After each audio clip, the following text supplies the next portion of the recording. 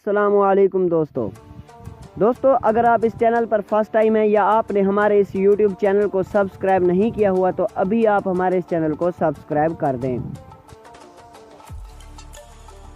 दोस्तों, spot fixing case में शर्जील खान की 2.5 बरस पाबंदी अगस्त में ख़त्म हो रही है और वो इस हवाले से पाकिस्तान क्रिकेट बोर्ड के पास गए कि अगस्त तक पाबंदी से पहले मुझे खेलने की इजाज़त दें, मगर पाकिस्तान क्रिकेट बोर्ड ने शर्जील खान की ये दरख्वास्त मुस्तरद कर दी है।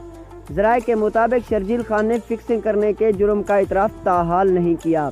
बहाली के प्रोग्राम में शिरकत के लिए जुर्म का इतराफ़ करना लाजमी है।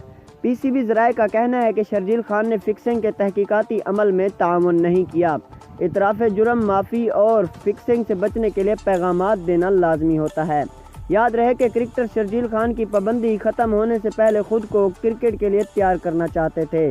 माजी में इतराफ़ जुर्म के बाद क्रिकेटर को पाबंदी ख़त्म होने पर खेलने की इजाज़त मिल चुकी है, मगर ताहाल शर्जील खान ने इतराफ़ जुर्म नहीं किया, जिसकी वजह से पीसीबी ने शर्जील खान की पाबंदी से पहले खेलने की दरख्वास्त मुस्तरद कर दी।